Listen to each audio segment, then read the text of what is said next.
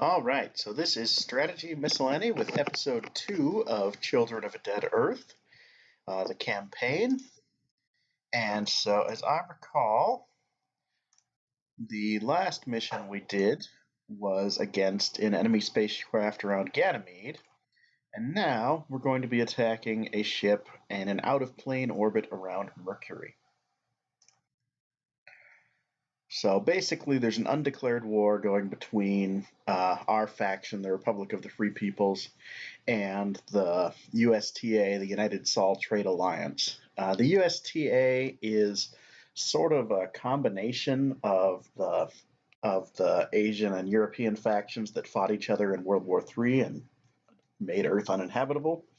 It's kind of odd that they're in one unified faction now, but according to the backstory anyway, this is basically because the most radical members of each faction died in the war, and the people who survived decided that they were not going to fight each other anymore, that they'd learned the lessons of the Cataclysm.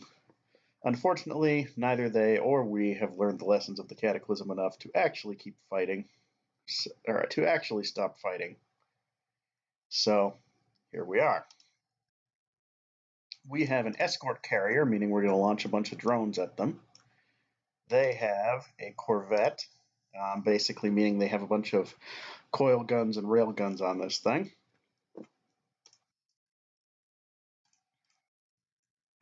In terms of cost of ships and size of ships, we are roughly comparable. So we load up the mission here.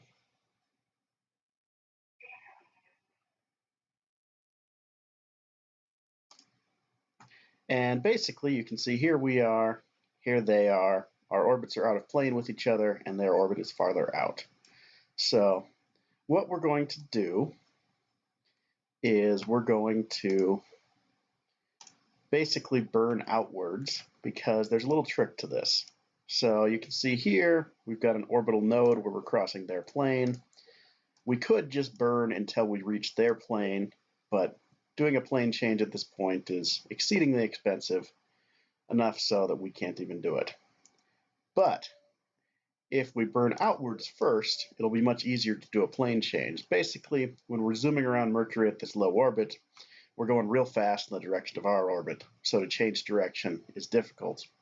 If we make an orbit elliptical, go way out to the apoapsis, and change our plane there, we're moving pretty slowly, so it's much easier to change our angle. You can sort of intuitively think of it as having leverage, but really it's about the velocity of the orbit.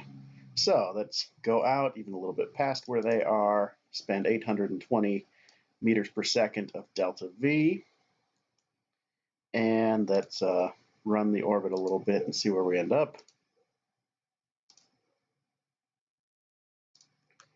And now let's look at this orbital node and get ourselves more properly aligned with the enemy.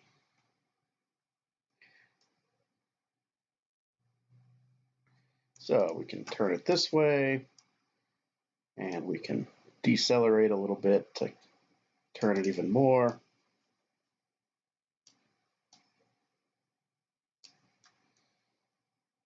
And pretty soon,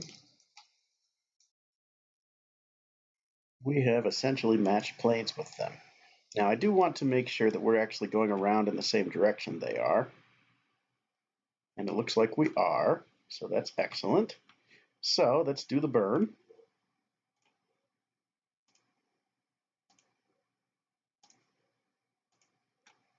And now we just need to find a good spot to launch drones from. And really, actually, our orbits are close enough here that if we just wait for them to get a little bit past us here,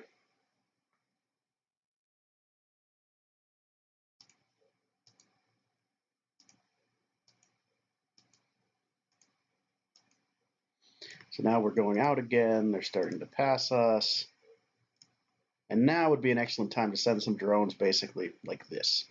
So, go to our escort carrier, inspect the fleet, and let's go ahead and launch all our drones.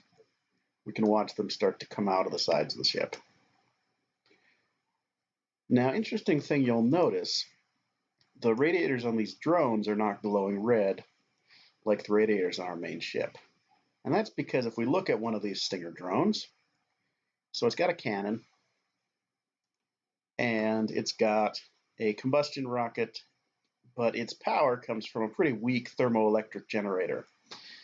Basically a thermoelectric radioisotope generator. So instead of having a full-on nuclear reactor, it basically has some radioactive material that makes a tube hot, and they generate electricity from that.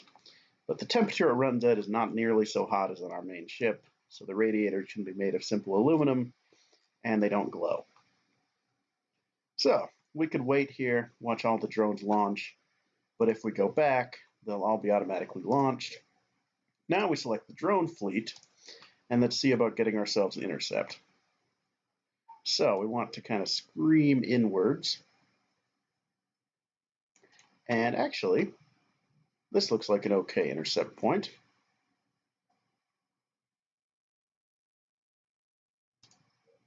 What if we called for intercept here? So yeah, we're coming almost straight on at them, a crossing vector of 600 meters per second. That looks pretty good. So we can see to catch up to them, we're kind of screaming in closer to Mercury. You press C to zoom in on your selected vessel. Now we're matching with them and catching up slowly. And boom, we're at the crossing point. So we're going to reach them in 35 seconds. Orient broadside is excellent. That basically will make sure that our cannons, or our cannon, let me see where our cannon is on this thing exactly. Right on the front. Now, normally you might not want to put the cannon right on the front. It's a little bit of weakness, but it does let our drones just go screaming straight in towards the enemy, which is pretty nice. So let's target all of their weapons, and let's target their big radiators.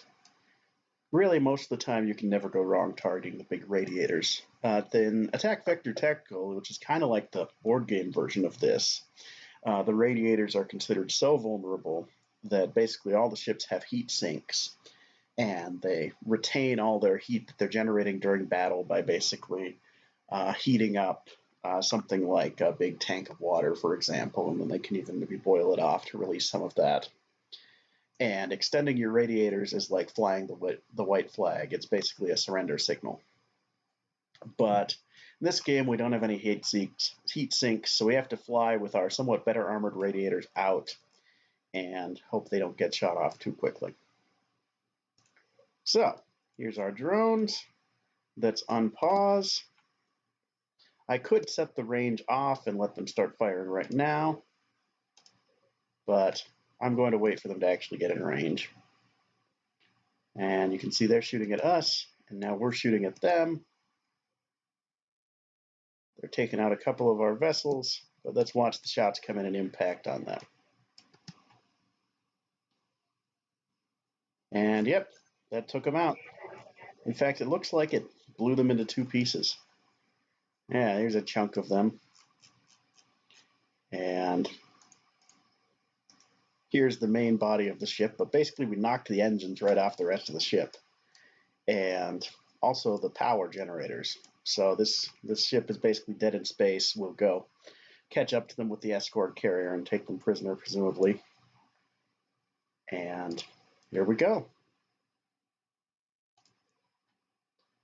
So, great success. We did it in 14 hours. No damage to our capital ships. And we can move on to the next mission. We're at another Delta V puzzle. Basically, we've got a research ship around Pallas that's almost out of Delta V. It's trying to get to our station. Normally, we would ask the main faction on Pallas, Nippon Prime, which is sort of a cyberpunk future Japan that's aligning with the USTA. We'd normally ask them for help, but they're aligning with the USTA, so they're not going to work with us. So we got to get our research craft to our cargo station.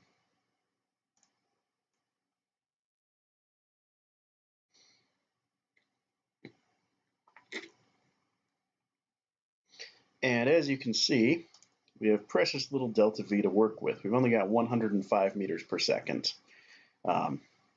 To get to low Earth orbit costs something like 9 kilometers per second.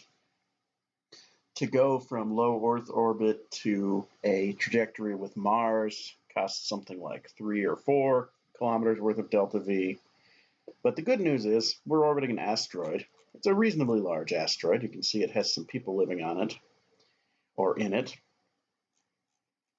But it's still just an asteroid. Gravity's very small. So we aren't going to need that much delta V. We aren't going to need that much delta V to match orbits. So first off, let's lower our periapsis to match the cargo station. You can see that only costs us 4.5 delta V. That's really very little. So just for your reference, basically each meter per second in terms of the speeds we normally work with here on Earth is equivalent to 3.6 kilometers per hour, or about 2.2 miles per hour. So we're really only changing the velocity of the ship by 8 miles an hour. Basically our running speed is all we're changing the ship by to lower our periapsis. But we'll do that. Then we'll go ahead and come in towards the periapsis here and get ready to lower our apoapsis. So let's lower it here. And what we want to do is find a point where we're basically coming into the next orbit around the same time. So let's say we come in a little more. Okay, now we're way ahead of it, so we got to go out a little more. And there, we've got a beautiful little join option for only 38.3 meters per second. So for a total of 45 meters per second, or basically a fast highway speed, something like, well, speeding highway speed, definitely, something like 90 miles an hour or a little bit more, but still the kind of speed that's attained on Earth pretty regularly. We can do enough here to lower our orbit the first time, come around,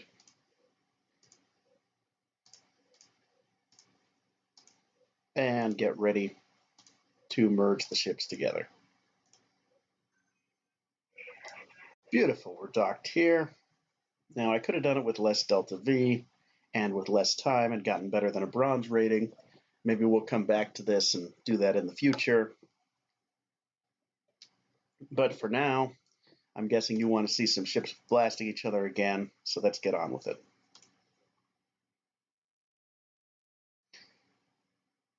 All right, so here we have the USTA basically putting a ship in orbit of Eros, which is a small near-Earth asteroid. It's quite important in the Expanse. It's sort of, in the Expanse, it kind of plays the role of, well, Atlantic City, I would say, in a way, where it was an early asteroid that was colonized, but later on in the system's development, it gets kind of bypassed by further out options like Ceres, and it becomes sort of a seedy little casino world that is kind of been passed by the economic development of the system. So, yeah, Space Atlantic City. But in this case, Eros is an important base of ours where we have been building a prototype silo ship, which is basically a ship that's got a whole pile of nuclear weapons on it. This may be an indication that our faction is not as much the good guys as they would like to claim to be, given that they're saying here that if there's anything we learned from the Cataclysm, it's that there exists no problem which can't be solved by judiciously applying nuclear ordnance. Perhaps not the best lesson to learn from a cataclysmic war that destroyed the habitability of our homeworld. But here we are. The prototype's got to defend itself. It's got no delta V, but it's got a bunch of missiles. So let's see how we do.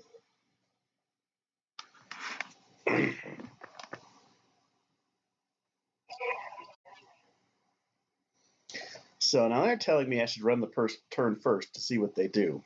But I don't want to give them the chance. I want to blast them.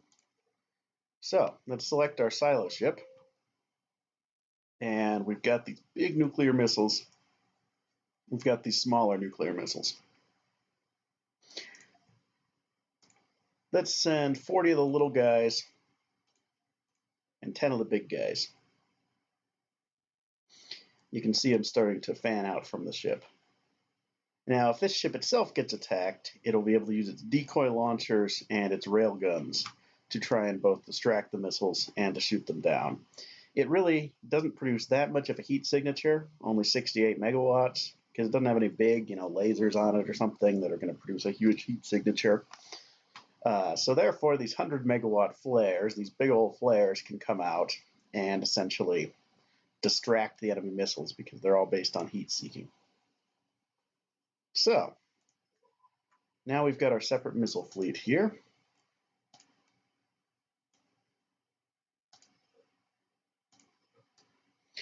Which are apparently already on a different course. I'm not quite sure why, but we can come in and do a rapid intercept on the enemy fleet. Now we only have 825 meters per second of delta V because these Devastator missiles, they're so big in terms of the warhead. They've got these megaton warheads on them. They just don't have that much delta V to spare. But we should be able to do a pretty rapid intercept with these guys without too much trouble.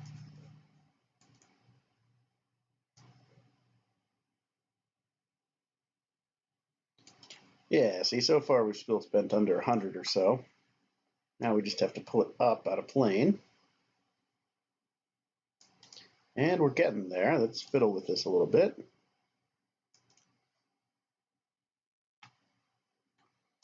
Come over a little bit this way. Well, you know what we can do is we can set them as our frame of reference. So now we're looking at what happens relative to them, and that should make it a little easier to figure out how to hit them best. So there's that. And now we need to come down a little bit this way. And now we're getting a nice little intercept with them in 44 minutes. All right, so let's run the turn forward to 10 minutes. They've evaded our intercept and launched their own missiles.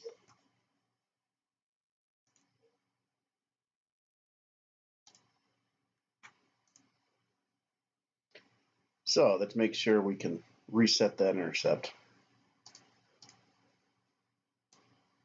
Okay, looks like we're still good to match them here.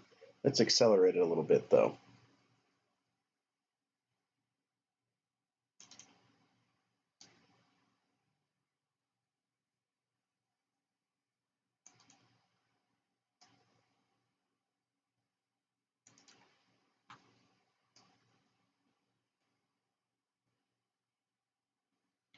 You can see these handles, they're a little bit fiddly to work with.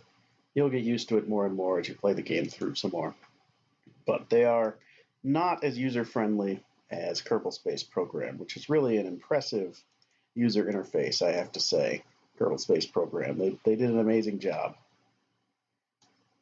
So no shade on this developer for not doing quite so good as arguably the best in the business.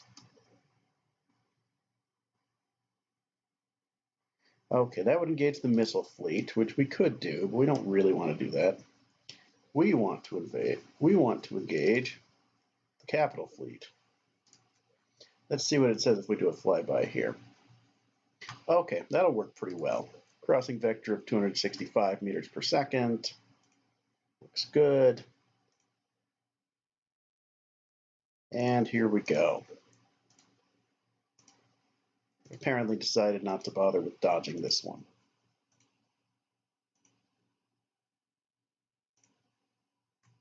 And here we've got our cloud of missiles. So what I'm going to do, the nuclear missiles, they blow up so big, they can sometimes damage the other missiles near them and cause it to not be so useful. So what I'm going to do is I'm going to have everybody hold first before they start burning in. And I'm going to group my units by 5. So you see now I've got these 2 chunks of 5 Devastators, and I've got 8 chunks of 5 Strikers. And what I'm going to do is send them in piecemeal towards the enemy. So we're going to start by having 10 of the Strikers home in. You can see them burning to accelerate away from the main block. Now we're going to do 10 more of the Strikers.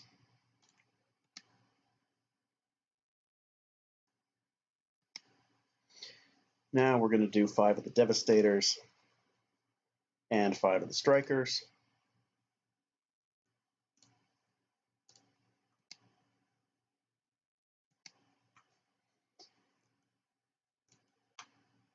And now we'll go ahead and throw in the rest.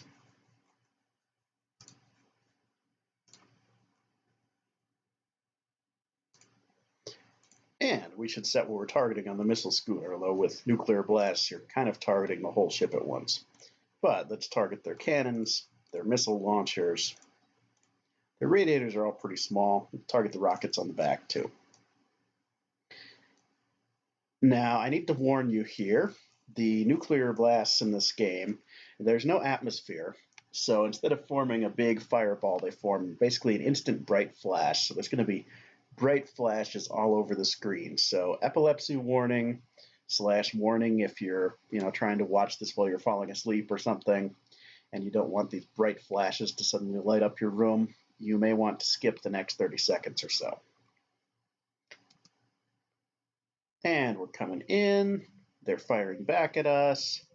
And there we go. The first blasts start to hit them. In comes the rest of the fleet.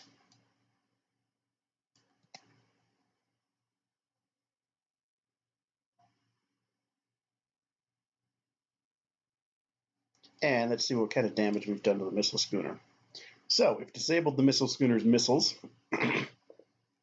We've disabled some of their rockets, maybe all of them. And all they've really got left is their cannons. But apparently that's still considered to be in enough fighting shape that we still have to worry about them. So we can send another volley.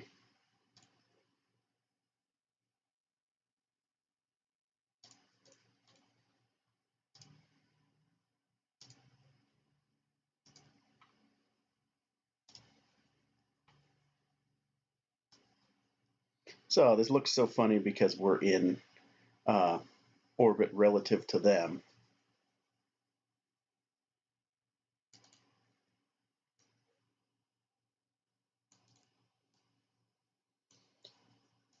That's why our maneuvers look so strange. I could put that back to normal. And perhaps I will here. But first, let's see if we can get a nice intercept on these guys.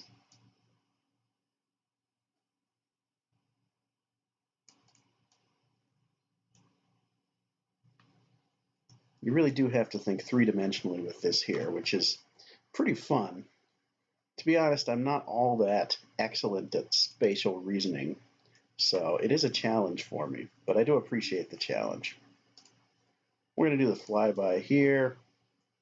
Okay, that's way too slow. I'm not going to wait 7 hours, but we'll accelerate them a bit after they've done their first liftoff here. We'll give them an hour. Here comes their fleet coming towards us.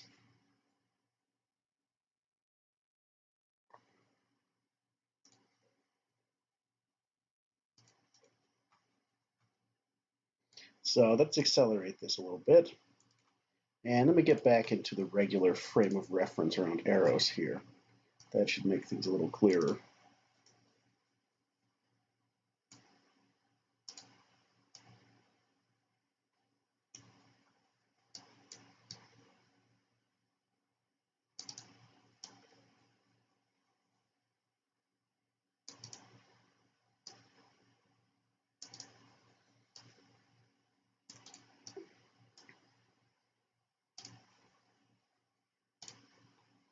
All right, now they'll get there in 2 hours. That's a little better.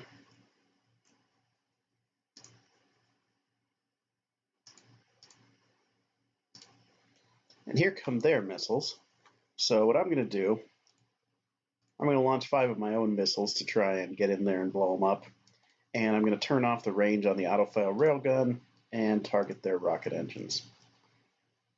Unfortunately, the cargo ship doesn't have any weapons. Once they get in a little closer, we'll launch some decoys. So we're firing our railgun, we're firing our missiles at them, and let's fire off some decoys here. Let's fire off 10 in a row. Again, epilepsy/bright lights warning for the next 30 seconds or so.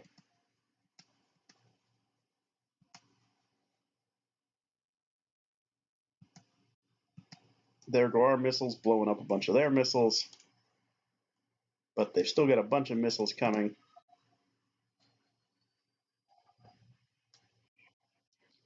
And as you can see, that time we failed. I should have sent my own missiles out to engage them before letting them get to the enemy. I'd done this before without having to do that. I'd gotten cocky.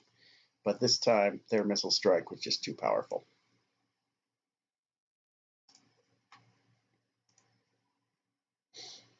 So we will have to, unfortunately, restart. I'll probably skip through some of this time because you've seen a lot of it already.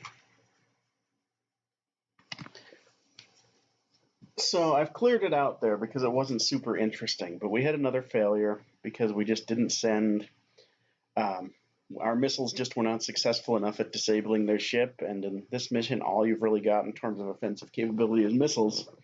And so even though their ship was basically dead in space with a few cannons on it, didn't count as a win.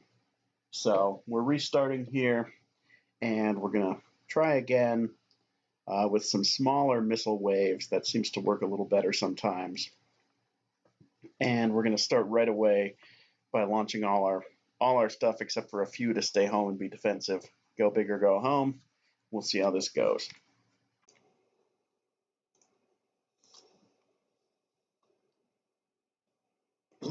All right, so here we are. Attempt 3 on this mission. And let's get started with a couple of flights of missiles.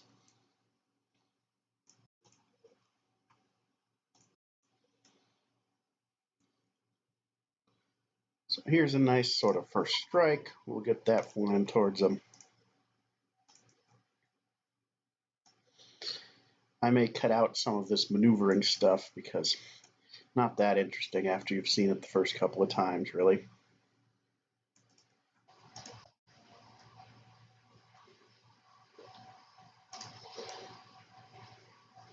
So, cutting out some of the more boring trajectory finding business, here we are. We've got a flight of missiles off, they've got a flight of missiles off. Let's see how our flight does.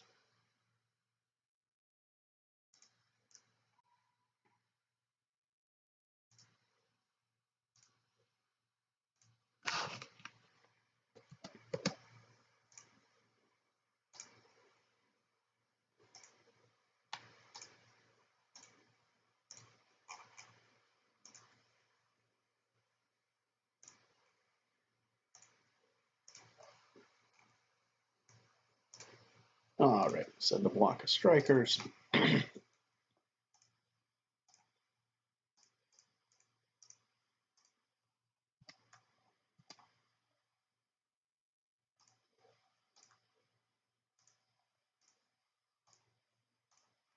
Send another block of strikers. You can see them breaking free from the main batch there.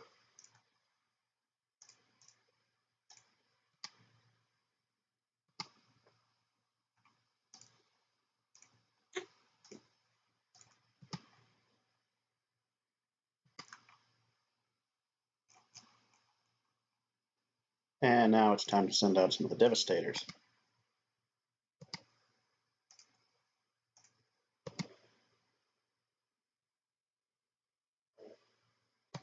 And all right, bright lights flashing warning. Next 30 seconds or so. And this time, We got a lucky shot. That's the thing with this game, is there's a lot of luck involved over whether it's going to work or not. And in this case, we got a lucky shot and blew something critical out of their ship. Doesn't look like it was the crew module. Although I wouldn't really want to be that crew with all the radiation flying around. But something critical got destroyed on the ship, and it's no longer a threat. So now we just have to deal with our incoming missiles towards us. We're going to try a counterattack with some strikers here.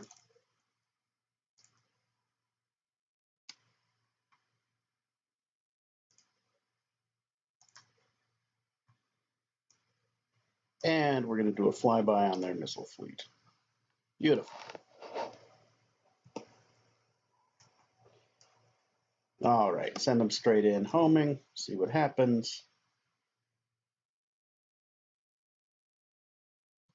Bright lights warning.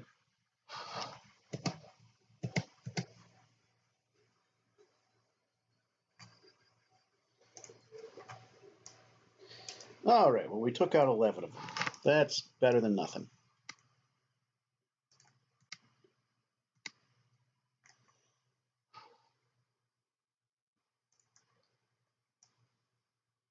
Oh, I apologize. Actually, we just had our missiles taken out. They didn't do anything. So, start by firing some decoys. Fire off a couple of big missiles and a chunk of small ones. Allow the auto fire railguns to ignore range. And we'll see how we do. Use some more decoys.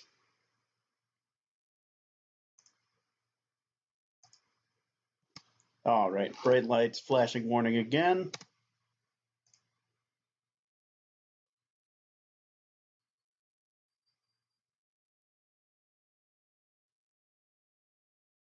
All right, our decoys were successful. They flew past each other. The flak missiles ran out of Delta V to come around for another pass. Our silo ship is saved. Great success. Didn't do it quite fast enough to get gold, but we got silver because we had no actual damage to our ships. Looking good.